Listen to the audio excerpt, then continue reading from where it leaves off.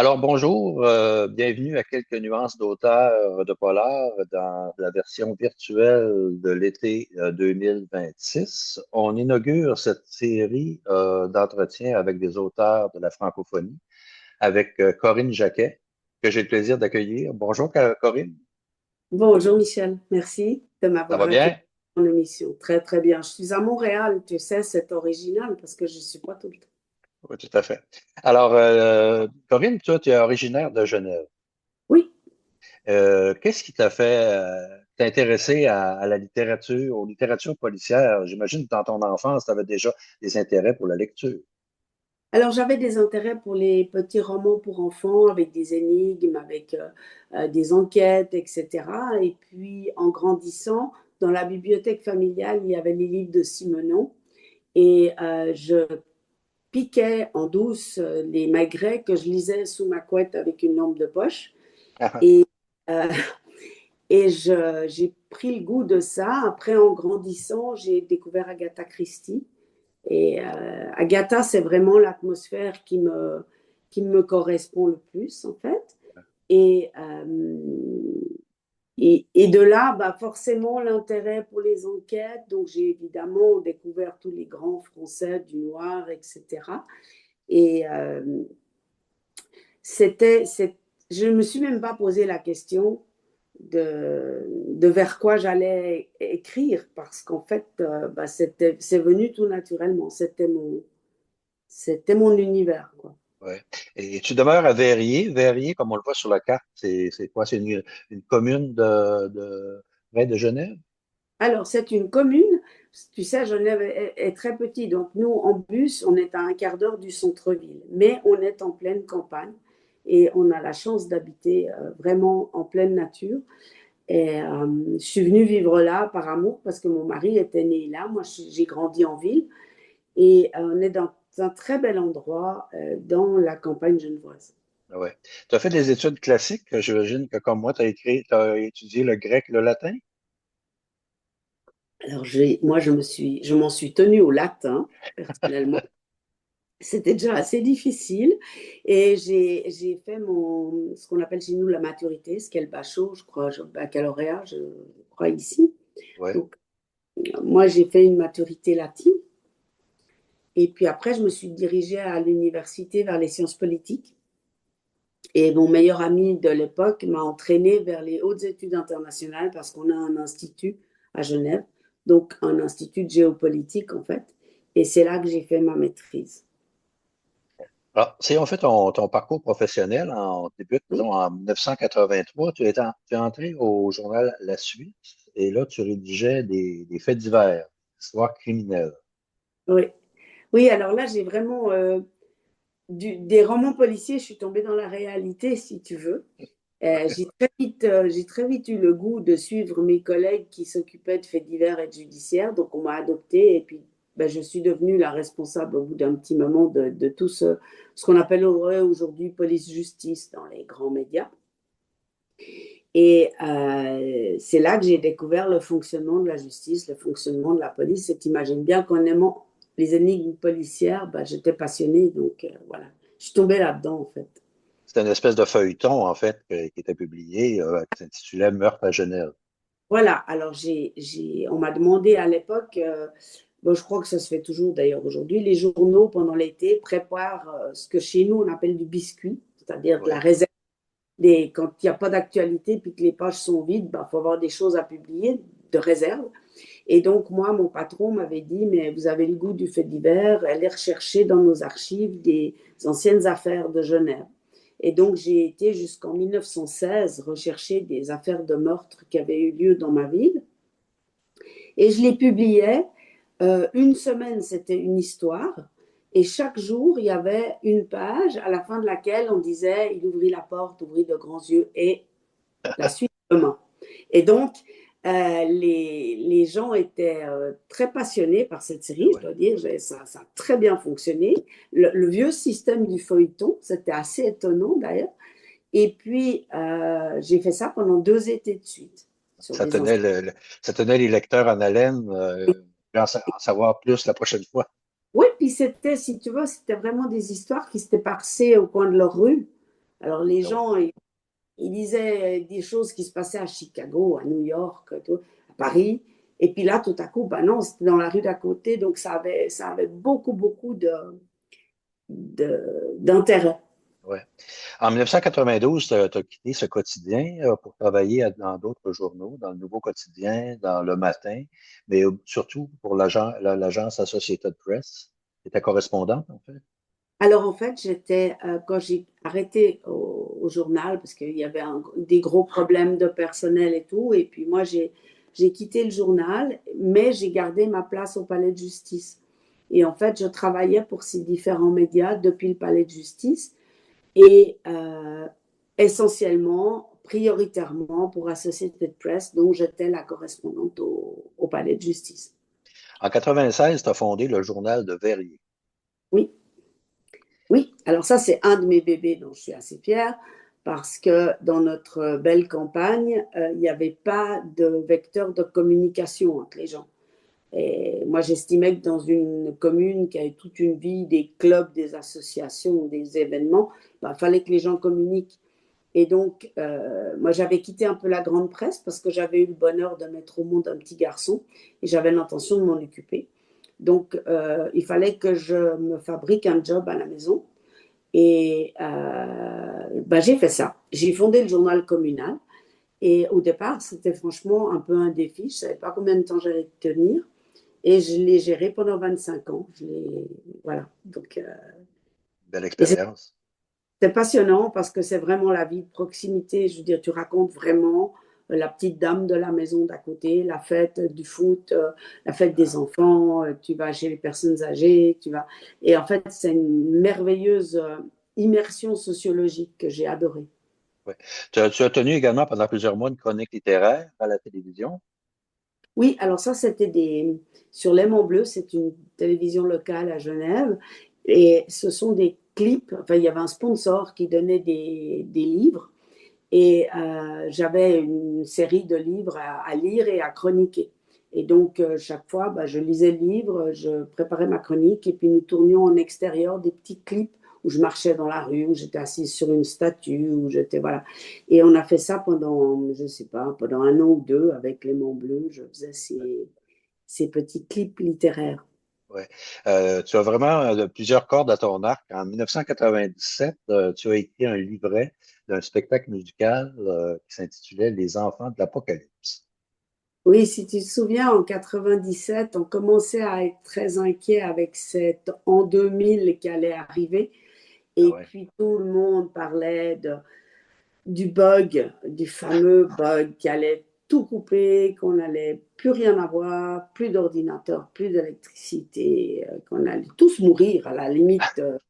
Non, mais c'est vrai, enfin, il y a des gens qui étaient complètement névrosés avec ça. Et puis, je ne sais même pas qui est venu me demander, oui, c'est dans le cadre de notre commune où quelqu'un est venu me dire, mais si on faisait un spectacle musical, et il y avait un formidable compositeur qui est simplement le chef d'orchestre de notre fanfare locale, mais qui s'avère être un très beau compositeur. Et lui et moi avons travaillé sur un projet qui s'appelait Les Enfants de l'Apocalypse, c'est-à-dire si la Lune rejoint le Soleil ou le contraire, que va-t-il se passer? Et si le monde s'éteint, que va-t-il se Ah ouais. passer? Avec des chansons, des comédiens, il y avait un orchestre live pendant le spectacle. Et on a donné, je ne sais pas, une bonne poignée de représentations et ça a Ah ouais. été, pour moi, ça a été incroyable parce qu'écrire le livret d'un spectacle, c'est quelque chose que je ne pensais pas savoir faire. Et puis j'ai fait à l'instant. Puis en fait, c'était une affaire de copains, en fait, au Ouais. départ. Et c'était très, très bien passé. Ouais.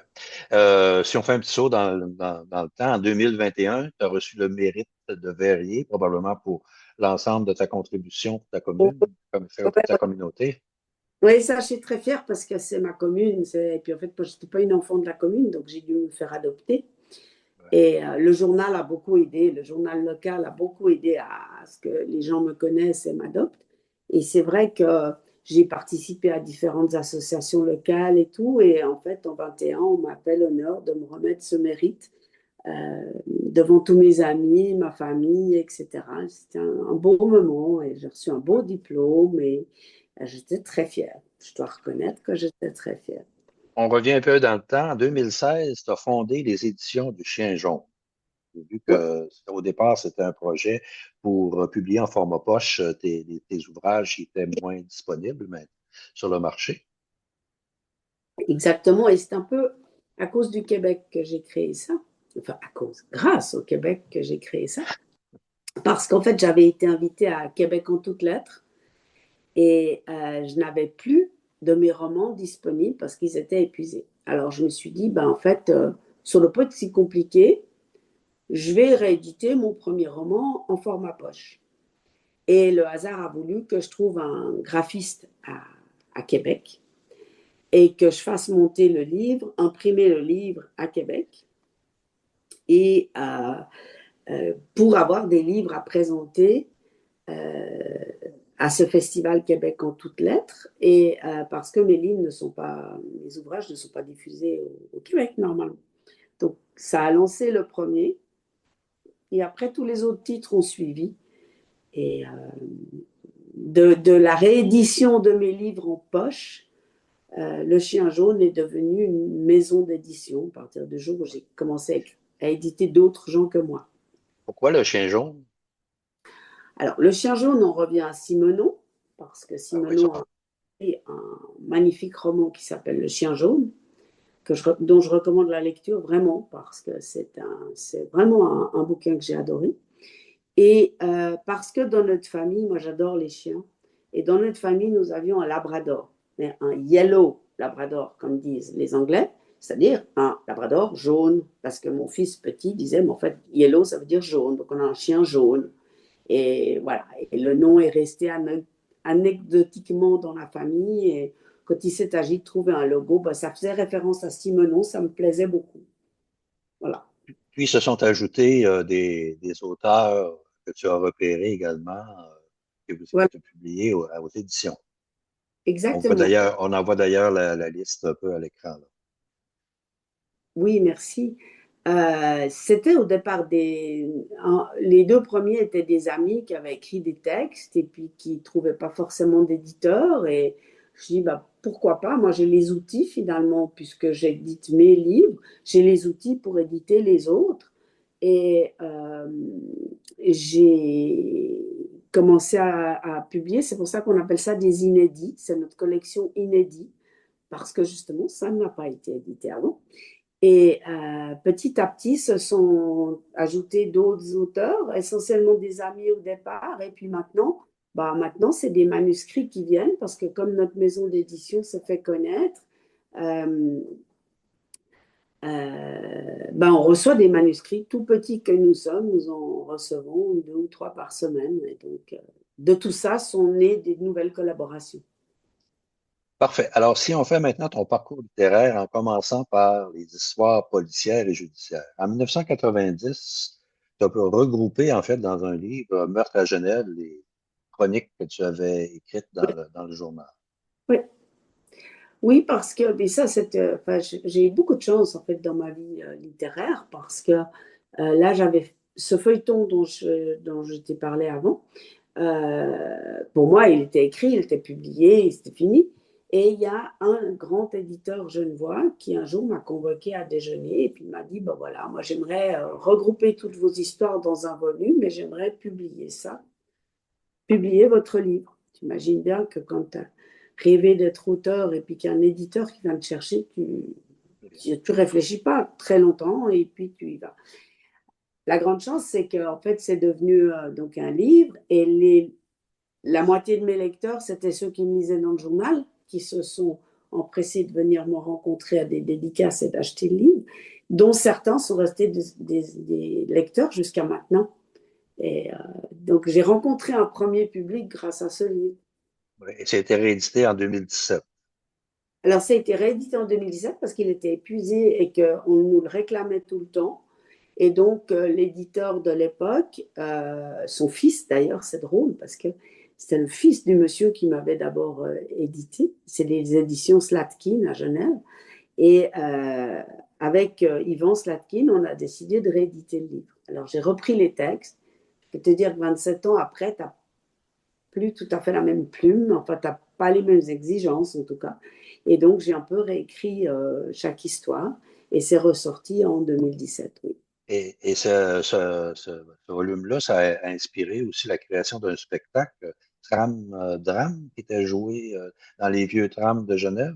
Oui, ça c'est aussi une aventure incroyable parce que c'est un metteur en scène qui était là, présent à une de mes dédicaces, qui a acheté ce livre, je pense, en disant, bon, on avait sympathisé, il dit, bon, elle a l'air sympa, j'achète son livre et tout.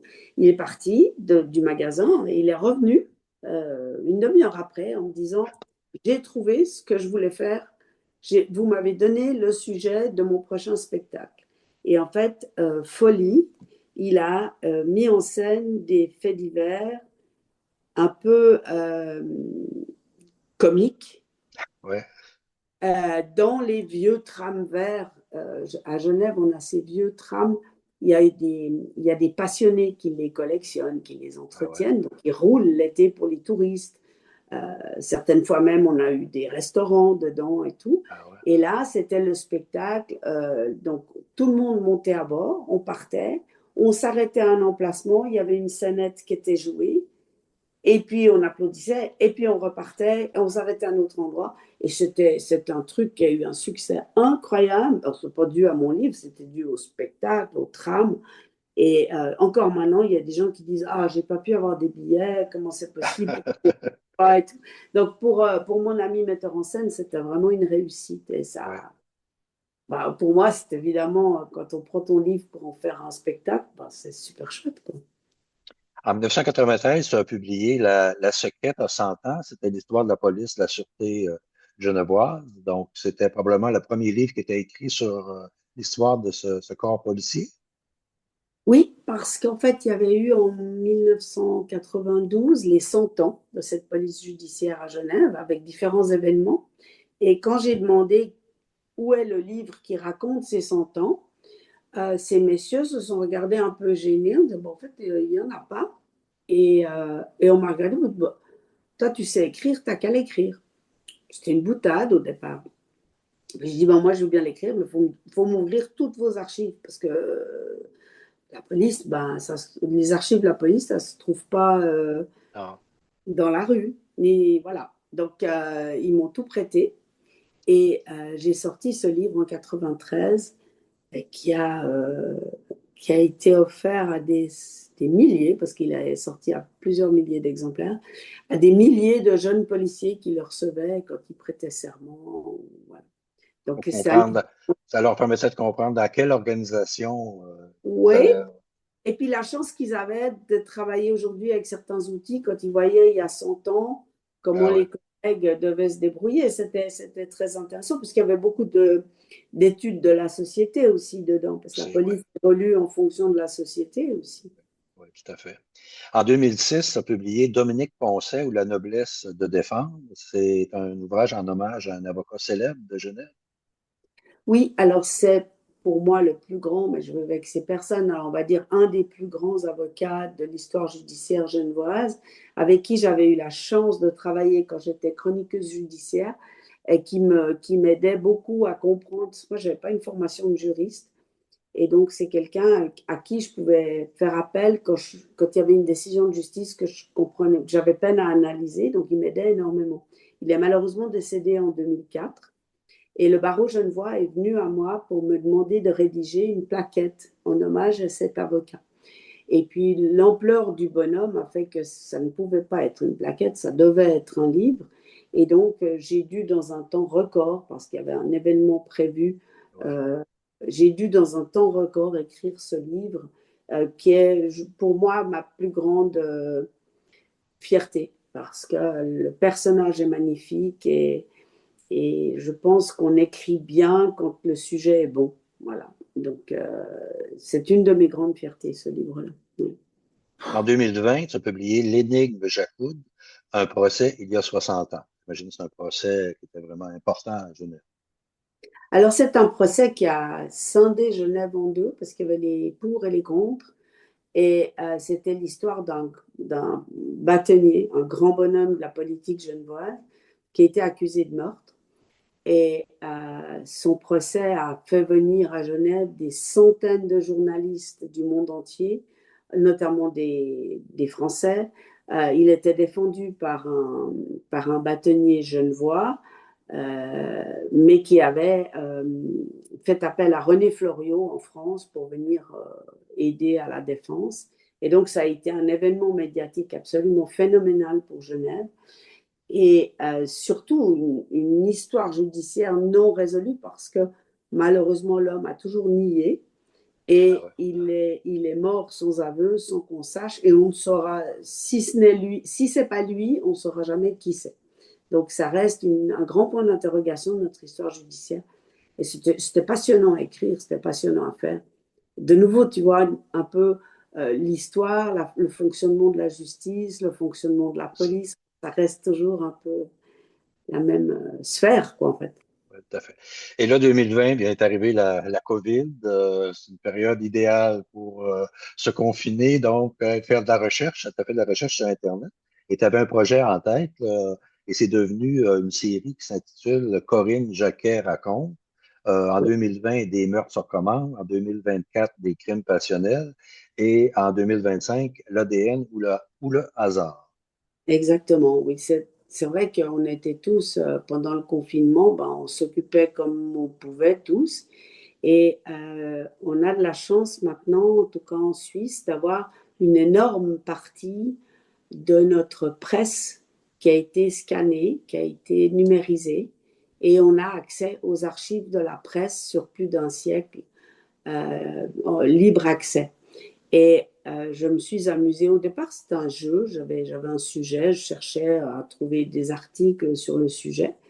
Et très vite, je me suis dit, mais en fait, c'est une mine d'or de sujets de chronique judiciaire.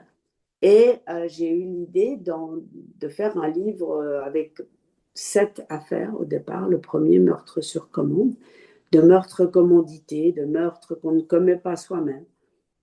Et puis le goût était revenu, le goût de la chronique judiciaire était revenu. Et j'ai continué, donc avec les 2 autres volumes. Dans une autre catégorie de publications, on pourrait regrouper sous l'histoire générale, tu as publié toute une série de romans sur des communes ou des quartiers de Genève, comme par exemple le Pendu de la Treille, Café Crime à Champel, etc. On voit d'ailleurs les couvertures de la Ça, c'est série à l'écran. Ça, c'est mes romans policiers que j'ai réédités en poche. Donc. Ouais. Et en fait, à l'image de certains auteurs français, euh, j'ai pris Genève, enfin, j'ai pris les quartiers de Genève comme cadre de chaque énigme. Donc, ça, c'est ma série de romans policiers. C'est une série qui se continue ou qui est complète? Non, non, alors j'ai arrêté d'écrire des romans policiers à l'heure actuelle parce que j'avais un peu fait le tour de la question pour moi, disons. Et puis, je me suis beaucoup tournée vers le judiciaire après. Donc, c'est aussi pour ça que, à un moment donné, on ne peut pas tout faire. On peut pas écrire 3 livres à la fois. Donc, pour le moment, j'ai cessé d'écrire des romans policiers. En Mais 2007-2008, tu as regroupé un peu chacune de ces histoires-là dans les ouvrages. Deux livres, Genève la Noire. alors, ça, c'est pas moi qui les ai regroupés. C'était une éditrice OK. belge à l'époque qui avait décidé de faire des livres euh, de regrouper 3 romans dans le premier. Je sais plus maintenant. Oui, 3 romans dans le premier, 2 romans dans le deuxième. Ouais, Ça, c'est Genève la Noire. Mais en fait, c'est les mêmes romans. c'est le même roman. Mhm. Et en 2008, un titre assez original, Maudit Foot. Ça, c'était c'est une intrigue policière sur fond Euro-foot paru au moment de l'Euro 2008. C'est original comme idée.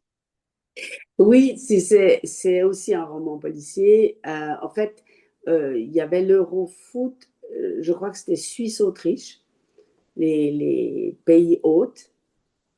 Et puis, il y avait des matchs à Genève. Et le stade de Genève est, pour les Genevois, un stade à problème. C'est un stade qui a toujours fait problème pour toutes sortes de raisons économiques, architecturales, bref. Et je me suis dit, mais en fait, si au moment de préparer le stade pour cet Eurofoot, on réparait un mur et qu'il y avait un squelette dedans, ça pourrait être rigolo. Oui. Enfin, c'est pas pour tout le monde, mais Ouais. pour les organisateurs, c'était un peu compliqué. Et en fait, j'ai construit mon histoire comme ça pour raconter toute l'histoire du foot à Genève des 100 ans qui ont précédé. Donc, en fait, Ouais. le roman est un roman policier, mais il raconte toute l'histoire du foot à Genève. Ouais. C'est un beau prétexte pour raconter cette histoire. Pas de problème. 2013-2014, deux thrillers, Aussi noir que d'encre et L'ombre de l'aigle, dont tu vas nous lire un petit extrait tout à l'heure. Volontiers. Oui, alors là, c'était. J'ai quitté les quartiers. Et puis, Aussi noir que d'encre, c'est un curieux titre, peut-être vu du Québec, mais ça vient d'une chanson de l'hymne national genevois qui est en vieux français. Et c'est dans une nuit, tu sais, il y a eu un événement à Genève, les Savoyards ont essayé d'attaquer notre ville. C'était il y a très longtemps, c'était en 1602. Et il y a une chanson qui chante ça, par une nuit aussi noire que d'encre. Et c'est le titre du livre. Pourquoi? Parce que ça se déroule autour d'une gigantesque course pédestre qui a lieu dans notre ville chaque année au mois de décembre, qui est un événement incroyable. Et j'ai construit tout le roman autour de l'histoire de cette course dans la vieille ville. Et c'est vraiment dans les vieux murs de Genève. Et je peux te dire, pour l'avoir faite plusieurs fois, la course, c'est Ah une ouais. course très difficile parce que tu cours sur des pavés, tu cours sur. Tout est inégal, il n'y a rien qui est à la même hauteur. Et c'est une course que les Genevois adorent. C'est un événement genevois Ouais. extrêmement haut en couleur. 2019, Louis Babel, le Genevois qui dessinait le Labrador. Alors ça m'a intrigué parce que je connaissais pas du tout ce personnage. C'est un missionnaire au Blas qui est originaire de Verrier, qui Oui, est parti au 19e siècle au Canada, qui est devenu en fait le premier cartographe du Labrador. et oui. Et alors ça aussi, c'est venu de ma commune. Et c'est un vieux monsieur de ma commune qui me faisait des petites chroniques dans mon journal. Et un jour, il m'amène une chronique concernant son arrière-arrière-arrière-grand-oncle, Louis Babel, qui était parti évangéliser dans ce qui n'était pas encore le Québec à l'époque. Et ce sujet, tout à coup, m'a enthousiasmé. J'ai dit, mais comment tu peux, en 1849, partir à pied de Genève, marcher jusqu'à Paris, continuer jusqu'à Liverpool, alors pas tout à pied, ben j'imagine bien que tout oblat saint qu'il était, il a quand même dû prendre un bateau sur la Manche pour passer. Et d'arriver à Ottawa, de finir sa formation et d'aller évangéliser les, d'aller évangéliser sur la côte nord. Et en fait, au travers de ses pérégrinations, il a découvert, on pense que c'est le premier qui a découvert du fer dans la région de Shefferville, parce qu'il annote à l'époque il prenait des notes sur tout, et il est possible qu'il soit un des premiers à avoir découvert du fer Ouais. là-bas. Et en fait, comme il notait tout, il a laissé aux Oblats des plans de tout le Labrador, jusqu'à hauteur de Shefferville. Et ça a été pendant longtemps la seule carte de référence des chemins possibles dans le Labrador. Ah ouais. Et ça, c'est un. Le bonhomme était parti de notre village de Verrier aux portes de Genève pour venir ici évangéliser. Et donc, ça m'a fait beaucoup de bien de changer de style aussi, de changer de sujet, parce que quand tu écris, moi, je trouve que c'est agréable aussi de ne pas toujours écrire la même chose. Et j'ai passé un an ou deux à retracer tout l'itinéraire de ce Louis Babel, Ah ouais. qui a été enterré à Pointe-Bleue, euh, au bord du lac Saint-Jean, Ah et ouais. qui est maintenant enterré, sauf erreur, non, maintenant, je ne sais plus, à Sept-Îles ou je ne sais plus. Il a été transféré là. Donc, c'était. Et puis, c'était, si tu veux, mon amour du Québec, dont on n'a pas parlé, mais qui est de longue date. Et puis, j'ai un fils qui vit ici. Donc, ça me... Faire ce livre sur ce personnage parti de Verrier pour arriver ici, ben voilà, ça faisait sens tout à coup dans ma tête. C'était logique que ce soit moi qui écrive ce livre. Donc voilà, je suis bien contente cet ouvrage qui sort complètement alors de ce que j'ai fait autrement. Entre 2007 et 2017, tu as collaboré à des nouvelles policières dans Genève sans dessus-dessous, Genève 3%, puis un recueil Tatar Swayze, je ne prononce pas bien. Alors, Tatort, ça veut dire le lieu du crime en allemand. OK. Donc, c'était un recueil d'auteurs suisses dont les textes étaient traduits. Les textes allemands étaient traduits en français, les textes français étaient traduits OK. en allemand. Et j'ai participé à 2 volumes comme ça de l'autre côté de la barrière linguistique chez nous. Donc ça, c'était ça. Et puis les livres de nouvelles sur Genève, effectivement, il y a eu 2 épisodes avec des amitiés à la clé. Le premier, le Genève sans dessus-dessous, avait été une demande de la police genevoise en 2014 pour son 200e anniversaire.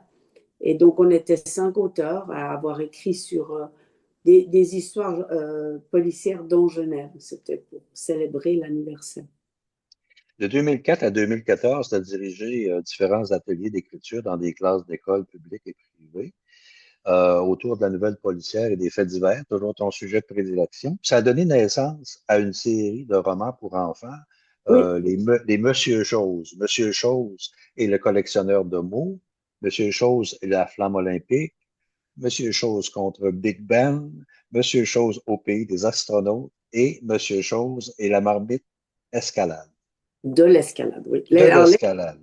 l'escalade, c'est justement l'événement dont je te parlais en 1602, quand les Savoyards ont voulu grimper le long des murs de Genève pour nous envahir et que nous OK. avons rejetés en bas des murs.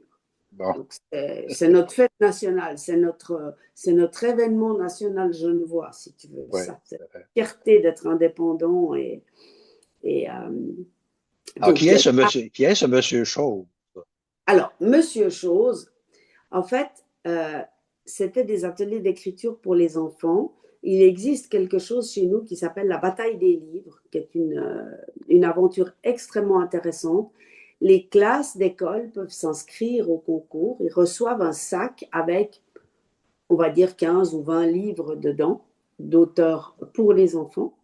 Et selon les capacités de chacun dans la classe, il y en a qui lisent tout le sac, il y en a qui lisent un livre parce qu'ils sont plus lents à la lecture, mais la classe est un candidat. Donc ça veut dire que ça équilibre aussi ceux qui lisent bien peuvent aider ceux qui lisent moins bien. Et les enfants sont soumis après à des quiz, à des recherches dans la ville, des courses-poursuites sur des indices dans la ville, etc. Enfin, il y a toutes sortes Les auteurs vont dans les classes rencontrer les élèves, parler avec eux. Et en fait, moi, on m'avait sollicité pour un atelier d'écriture qui consistait à écrire un roman policier avec les enfants. Et donc, sur 6 mois à peu près, j'allais régulièrement dans les classes, leur envoyais des missions à accomplir, c'était mes petits détectives, etc. Et j'ai fait ça donc en 2004 pour Monsieur Chose et le collectionneur de mots. Et après, je l'ai fait à titre privé pour des écoles privées de Genève. Je l'ai fait à 4 ou 5 reprises. Et chaque fois, à la fin de l'aventure, quelques mois après, les enfants recevaient le livre imprimé avec leur nom dedans. Donc, Ah, c'était une très belle aventure. D'ailleurs, j'ai été de nouveau sollicitée là tout récemment. Je vais recommencer quelques mois à aller retourner dans les classes pour voir les enfants. et avec un nouveau monsieur Chose, peut-être? Non, je pense pas. Là, c'est un livre que j'ai écrit pour les petits. Enfin, ça s'appelle Le Trésor du jet d'eau, qui est sorti Oui, l'année oui. dernière, au chien jaune d'ailleurs. Et c'est ce livre qui a été sélectionné pour faire partie du fameux sac dont je te parlais dans les classes. Donc, là, on va me faire venir dans les classes, parler devant les élèves, comment on écrit un livre, etc. Donc, ça, c'est pas un atelier d'écriture comme je faisais à l'époque. Oui, puis il y avait également en 2015 l'étrange Varap. Voilà. Alors, l'étrange Varap, c'était aussi, si tu as la couverture du livre devant toi, tu vois la montagne qu'il y a dessus. Ben, la montagne, je la vois depuis chez moi. Et c'est une montagne très particulière dans le cœur des Genevois parce que beaucoup d'alpinistes genevois ont fait leur première griffe sur cette montagne avant de partir, que ce soit au Mont Blanc, que ce soit à l'Everest. Les plus grands alpinistes de notre région, et Dieu sait s'il y en a eu, ont fait leur apprentissage à cet endroit. Et en fait, c'est une histoire pour les enfants qui raconte les pionniers de la montagne et de l'alpinisme. Et en 2024, on arrive avec une collaboration de la francophonie, si on veut, là, Noire Saison. C'est un Euh, recueil de nouvelles avec trois autres auteurs féminins. alors ça, c'est venu à l'initiative de Maureen Martineau et d'Ariane Gélinas, qui avaient déjà écrit chez Alire un livre à deux mains, à quatre mains, pardon. Enfin, oui, à deux, parce qu'on n'écrit pas avec les deux mains, finalement. Elles avaient écrit Criminel. Et forte de cette expérience et enthousiasmée par le fait de travailler à deux sur un livre, elles se sont dit, mais en fait, pourquoi on ne ferait pas un livre avec des collègues suisses et françaises? Et j'ai été chanceuse d'avoir été sélectionnée, je ne sais pas, c'est Martine, on se connaissait un petit peu, c'est Martine qui m'a appelé un jour en me disant, est-ce que tu serais partante pour une aventure comme ça? Elle a fait la même chose avec Michel Pedignelli en France. Et alors, on a beaucoup travaillé en Zoom parce qu'on était chacune chez soi. Et l'idée qu'on a eue, c'était, bon, il y avait des paramètres imposés qui étaient notamment le dérèglement climatique, des histoires si possible avec des femmes au centre de l'action. Et chacune devait écrire dans son pays. C'est-à-dire, moi, je n'allais pas aller écrire une histoire qui se passait en Belgique ou ailleurs. Il fallait que ça se passe en Suisse. Et comme on avait choisi le thème des saisons, on s'est réparti le travail. On a chacune écrit trois nouvelles. On n'a pas pris toutes les mêmes saisons, donc c'était assez amusant. Et on a travaillé comme ça. Et la spécificité de ce livre, et ça j'y tiens beaucoup, c'est qu'en fait, il a été édité par trois éditeurs différents. Et à ma connaissance, c'est une première dans la francophonie parce que Alire l'a publié au Québec, L'Aube Noire l'a publié en France et nous, Le Chien Jaune, l'avons publié en Suisse. Et ce qui était en fait dans une réflexion sur le dérèglement climatique, c'était de ne pas envoyer des livres par avion ou par camion à gauche et à droite, Ben oui. mais c'est que chacun édite chez lui, imprime chez lui pour éviter, justement, pour épargner un peu notre planète. Ouais. Et donc, on a travaillé comme ça avec trois éditeurs, quatre auteurs.